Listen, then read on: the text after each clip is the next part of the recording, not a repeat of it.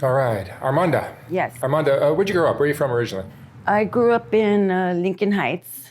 My grandparents lived up in northeast area.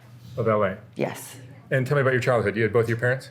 Yes, I had both of my parents. It was a pretty good family. I had a normal family, but my father was an alcoholic and he was into his addiction.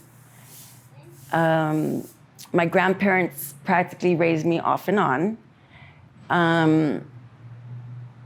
He would beat my mom and me up. I had a brother, but he never touched my brother. He wouldn't beat him up, just me and my mom, because he was a very bad alcoholic.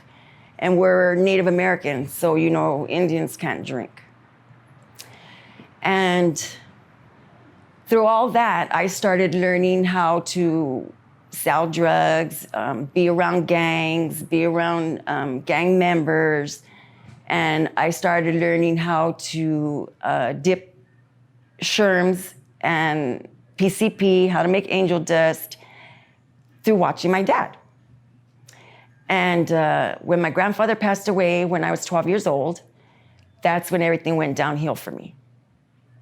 I got into my addiction. I was smoking sherm, and I learned how to do the angel dust, so I started making angel dust. And then from the angel dust, I started doing heroin. And from that, I had a choice. By then, I already had kids of my own when I was 17. And I had to make a choice. Either it was gonna be my family or it was gonna be the drugs. Well, I learned that I couldn't have two things. I couldn't have a family and do my drugs. So I had to make a choice, and the choice that I chose was my drugs. I couldn't raise my family and still try to contain a habit. It wasn't a conscious choice. It was just the addiction does that to you. Yes. And in order for me to take care of my habit, I couldn't raise my kids. So my husband and family raised my children. The penitentiary raised me, and foster care raised some of them. Two of them were raised by my in-laws. My husband at the time didn't know that I was a heroin addict. I hid it from him for a long time. So he was basically taking care of my habit and didn't even know it until I left. When I came down here on Skid Row, I don't even know what brought me down here, but when I came down here, I started learning how to be able to survive down here. Being a female, people take advantage of you. So I couldn't let that happen. I'm a very strong-willed person, female. And I couldn't allow men to try to use me like that. Although I've been raped, I've been kidnapped at gunpoint, I've been held hostage, tortured. You know, it's not a fun life. And there's nothing glamorous about it. You know, people think like, I don't know, if you're a gang member, if you have tattoos, you know, like some people glorify all that stuff when you've been there and done that, but there's nothing exciting about this life. Nothing. What it does is it causes more trauma added on top of trauma. Then you have jails and prisons, and then you have detox centers and programs, and then you're in and out of those, and you know, it becomes a revolving door. And the whole time I'm in my addiction, and then when I get sober, I cry because then I want my family back. You know, I cry because I can't see my kids. I cry because I want my husband back. I cry because I want that consistency of normalness. I want something in my life to be normal, because at this point, there's nothing normal in my life. And then sometimes, you know, when you're not ready, it creeps back up. The addiction creeps back up. And you end up going back into that hole, that cycle all over again. You know, but that's why then you would have to stay connected to people that are in NA if that's what you choose, or people that are sober, or whatever it is that you find that's normal, stick with that, and that helps you. Me, on the other choice, I used all that, but I just wasn't ready to get clean, and I wasn't ready to stop using. I learned how to hustle down here, and I used my ability that I used and my brains to get what I needed to get. And I hustled, I sold for drug dealers, I ran for them, I would jump in and out of cars, I would do whatever it took to get what I had to get. When you say jumping in and out of cars, Prostituting. And I would have to sell my body. I even dated a police officer. He would come to the back streets of town every night at 9 o'clock, and I would meet him, and I duck down in the back, and then we take off, and then we go up on the parking lot, and it was like consistent. Every time he came, I already knew the routine. And he wouldn't pick anybody up but me. And I guess, I don't know, when I got incarcerated, I don't know what happened to him. So you would be surprised the people that you meet down here. You meet doctors, you meet artists, you meet people that were in bands that used to have a life, and somehow, they got strung out on pills, and then the doctor takes it away from them. So then they end up down here on dope, And you would think like, God, I come from this normal family, and these people had it all. Like if they had what, I would say, if I had what they had, I wouldn't, there's just no way. But you know what? Everybody has something that's sad in their life that causes them to drink. To escape. Yes. I learned that. There's just different diseases, whether it be gambling, sex, smoking. You think that drugs are just an addiction, and it's not. Basically, everything is an addiction. Just some people know how to function better than others. Some people know how to hide it better than others. I remember one time my dad telling me, boy, you sure know how to lie good. That's one thing you did, was picking up lying. You do that well. So I guess I used that to my ability. I learned how to lie really good. It's a skill. Yeah, pretty much, So, I just learned everything that I had to do so I can get what I had to get. Sugar daddies, you're going to tell them anything just so they can help you with money, drugs, or take you where you got to go, So that's what I did. Yeah.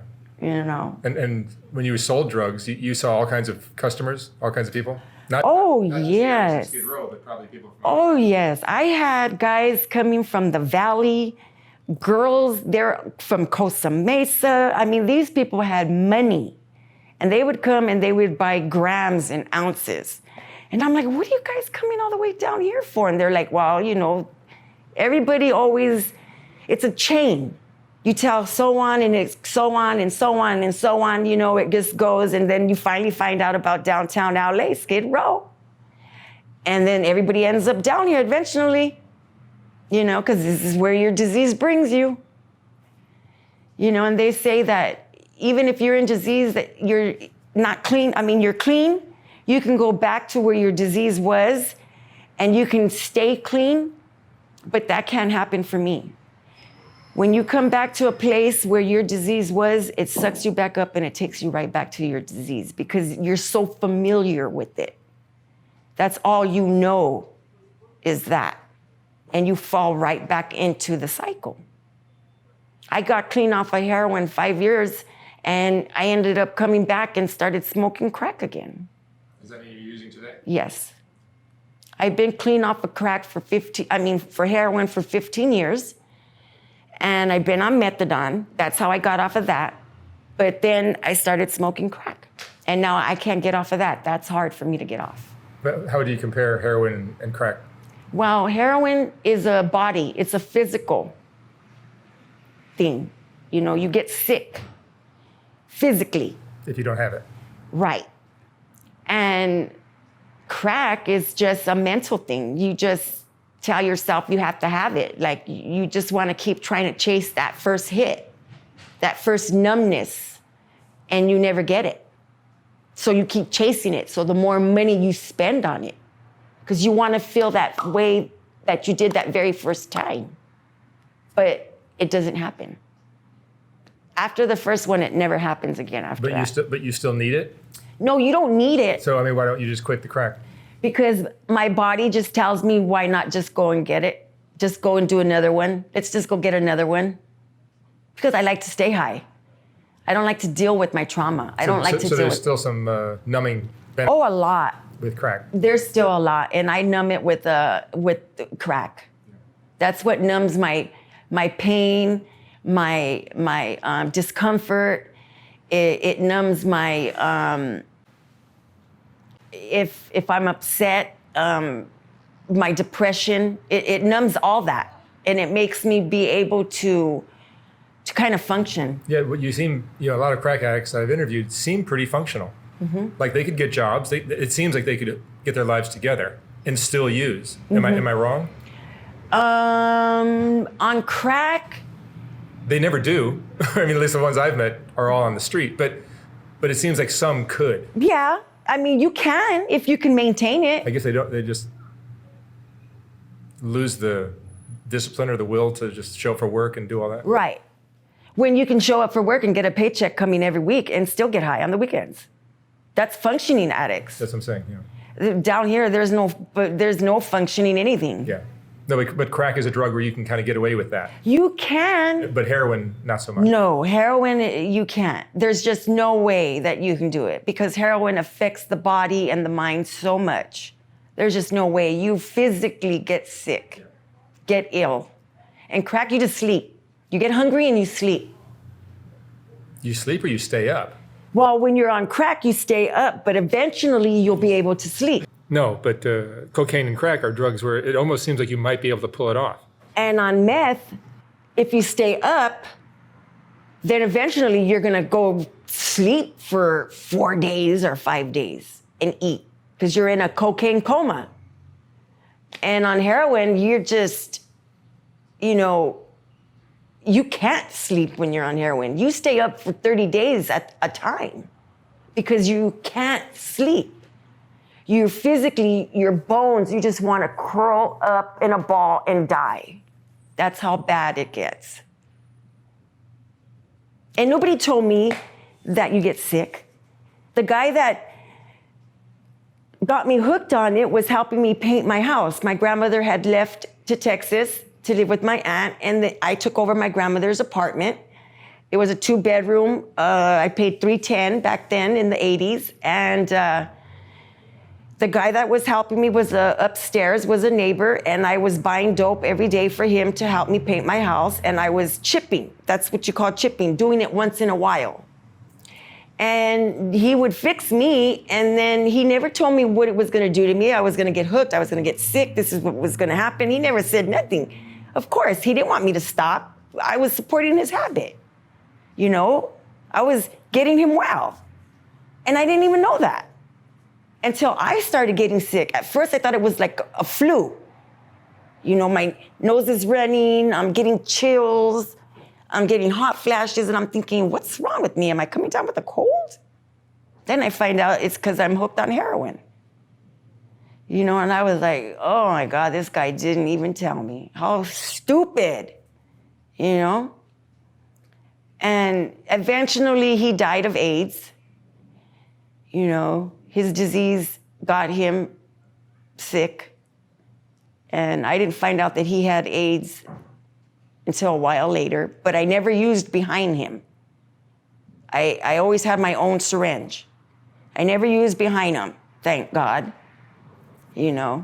because I would take tests all the time and I didn't have it, thank God. But when you come down here and you're sick, you don't care what cooker you use, you don't care whose syringe you use, you don't care what kind of water it is, you just want to fix. So you'll pick up anything, a used syringe, somebody that's got one, you don't care if they have Hep C or if they have AIDS. You don't care. And that's where the unprotected sex comes into play too, right? Right. Like, why would anyone ever do that? You're diseased. Because you're so desperate. And that's what I did, and I ended up getting hepatitis C by using somebody else's cooker and somebody else's syringe. Thank God that's all I had. Through the years, I have found out, and I was like, oh my God, this is what's gonna kill me. So now I know I'm gonna die of. Then they came out with the cure for the Hep C. You take a pill for 3 months and you fix it. And that's what I did. So mine is no longer active. But when you get clean, you have to respect the drug that you choose to do. Because if you don't, you'll go back to it. So you need to respect it enough not to use it anymore, not to pick it up. Because you're not just hurting your family, you're hurting yourself too. You know, and when you go out there, you take your family with you, but we don't think about that. And I took mine out with me every time I went out. My mom always used to tell me, I'm waiting for that phone call. And now I know what she's going through because I'm waiting for the same thing for my son, because he's in his addiction. Is that what worries you the most? Yeah, I worry about him a lot. You're gonna lose your son. Yeah, that's what I worry about. Because like me, what is his bottom? Jails and institutions were mine. And my oldest son told me, I'll take your grandkids away from you and you'll never see them again if you go back to using. So I stopped using because I didn't want my grandkids to be taken out of my life. And, you know, now I know what it feels like to have a child on drugs. Because he's in his addiction and now he's using heroin too. So he's doing meth and heroin and he's schizophrenic. So, you know, he's all over the place. But he panhandles. He doesn't rob. He doesn't do anything like that. He panhandles. But still, anybody could kill him being out there. And he lives in Eagle Rock. You know? That's where we used to live. So that's where he stays. And he used to be so germophobic. Now I can't even get him to take a shower. Can't even get him to take a shower. And his arms, they say, are really, really bad. Like they're just abscesses and everything. And I want to go and see him and I want to go out there and tell him, look, you know, you're 36 years old. Let's get off the street. Let's get you into a program. But I have to do it when he's ready. You know, I can't force him. Because I learned with all the people that wanted to help me, I didn't want their help. I had to do it when I was ready. You know, they're ready for you, but you got to be ready yourself. And you really have to not want it to stay clean, you know? So it sounds like you feel a sense of accomplishment from quitting heroin. Yeah. But using crack? No, I still feel that self-loathing, you know, that I'm still a piece of shit kind of stuff because I'm still using crack. So I still feel like I'm still that piece of shit. You know, like I'm never gonna accomplish anything. I can't do nothing right. I didn't raise my kids. So you're a bad mother. You're not even a mother, you know. That kind of stuff I still have. And I hold on to that. And I should let that go. If I let a lot of things go, maybe it would stop me from using. But because I hold on to a lot of it, it keeps me in my addiction. Yeah, the shame and guilt keeps the cycle going, right? Right. And that's so true. The more you use, the worse you feel. The worse you feel, the more you use. Yep. And it's true. You know, just like they say, one's 1,000 and never, you know, one's too many and 1,000's never enough. You know, and that's really honestly true. You know. Then I got my husband smoking crack. And once you got him smoking crack, forget it. He spends his whole check in one day. He can't stop. He just goes on. It's all over. And I could be tired of smoking. I'd be like, fuck, I'm done now. Let's go to sleep. And he's still wanting me to go out and make runs. You know, that's just how he gets. So I could never put it in his face because I know what's going to happen. Then he starts feeling bad the next day. Then it's the woe's me. Then I get blamed for it. Because if I never put it in his face, he would have never did it. So then there it goes again, that I'm the one. So nobody ever wants to admit to their wrongs. Take responsibility. Yeah. I'll throw it on her. She's the one that got me going. She's the one that started it. She brought it up, so it's her fault. So I just suck it up and just say, okay, well, fuck it. They already blame me anyway.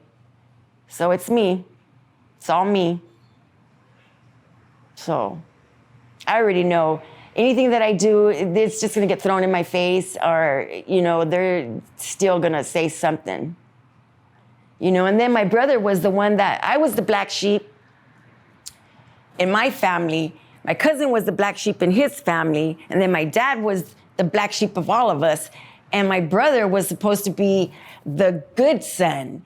He's the one that was supposed to have the family and raise his kids and raise his grandson. He has one grandson he just had for the first time. He's in his 40s. And, he's supposed to be the good one. Come to find out, just a couple of months ago, I find out that my brother has molested 3 of his baseball guys. He's an umpire, and he molested 3 of the boys on his team. And I'm like, and he's supposed to be the good sheep? And he's a molester? But I'm the black sheep? Wow, where is that? Hello? So now he's busted, he's incarcerated, and he's fighting for his life right now. So how dare you tell me when you need to clean your own backyard before you try to clean mine? Because look what you've done. Yeah. You're going to have to stay PC'd in your family, in jail for the rest of your life. Your family don't even want nothing to do with you anymore. Even your mother says that she believes that you did it. And he had my mother shut me out all her life. All my life, basically. But I was the black sheep. Go figure that. So, me and my husband, we laugh about it now, but it's pretty sad. Yeah. Your whole family, generation after generation. Right. Now, where does it end? Where does it stop? My dad committed suicide. He finally had committed suicide. He just couldn't take it anymore. Oh. My mom had left him. I had abandoned him. My brother didn't want nothing to do with him. The kids, our kids didn't know him. He basically didn't have a life anymore. So he just ended up getting out of prison, doing, I think, like 19, and then he ended up just committing suicide. I didn't cry. I couldn't. There was so much trauma there. I couldn't cry for him. I didn't feel sorry. I just thought, okay, well, he finally did it. It was the chicken shit way to do it, but he finally did it to end his suffering, And I tried to talk to him so many times to find out why he did what he did to us. But he always refused to talk to me. When you say did what he did to you, what did he do? Beat me. He threw my animals, my bird. I had 2 birds in a cage. He threw it in the street for the cars to run him over. He killed my fish. He would just do these weird shit. And I'm like, why do you do these things to my animals? And he's like, to hurt you, because I know that's what's going to hurt you. And I'm like, but they're innocent. They didn't do anything to you. Why would you torture my animals? So all the mental, physical, and emotional abuse that he did to me and my mother, I tried to talk to him about, and he never wanted to answer. He never had an answer for any of it. He just didn't want to talk about it. I need closure from that stuff, to let it go. And I just couldn't get any. He basically robbed me from my whole house. He sold my couches, he sold my crib, he sold my TV. He sold everything in my house down to my plant, to the connection. I went over to the connection's house and I heard these chimes. And I go, God, that sounds so familiar, how they make sounds. My grandmother had gave me these chimes of these little owls, and I know the sound of them. And when I told Frankie, that was his name, what is making that sound? And he says, it's a little chime that I have under my plant. And I said, where? And it was in his house, and I seen it. I go, Where did you get that plant? He goes, oh, your dad sold it to me for $10 of cocaine, for a $10 paper. I go, that was my plant. He even stole my plant and sold it to the connection. I couldn't believe it. And I was already clean, and I was just like, God, this man just didn't do anything. He did everything. All right, Armonda. Well, thank you for sharing your interesting story. Thank you. And good luck with the rest of your life. Thank you. Thank you very much. You're a good storyteller. Oh my God, that is so sad. My dad is like a piece of work.